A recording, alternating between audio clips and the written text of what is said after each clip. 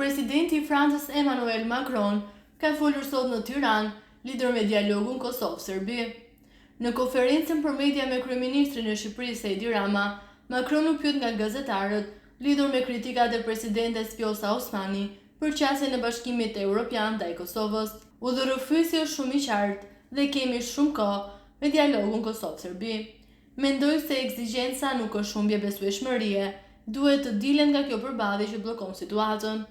Unë uroj që javët e ardhshme të rifillojmë dialogun dhe me Prishtinën, edhe me Beogradin, sepse secili vend është përballur me vështirësi politike dhe sociale për të bërë të mundur avancimin.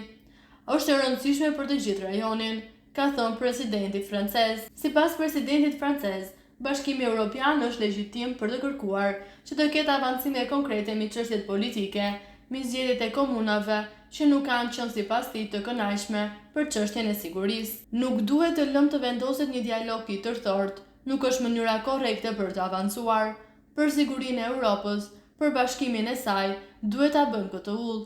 Është legjitime të kemi ekzigjenca për këtë gjë, tha tutje Macron.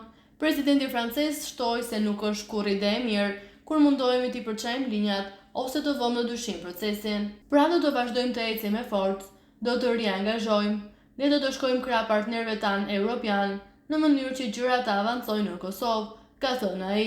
Presidenti francez gjatë konferencës me kryeministrin Edi Rama u pyet lidhur me luftën në Ukrainë dhe marrëveshjen e paqes, ku deklaroi se propozimi për armë pushim është një propozim amerikan dhe duhet të respektohet, por përgjigjja e Putinit nuk ka qenë pozitive. Ai tregoi se gjatë vizitës në Kiev me Merz dhe Starmer, ata telefonuan Trump, ku përcollën thirrjen e tyre për armë pushim me garanci sigurie në Ukrainë dhe se Rusisë duhet i bëhet presion.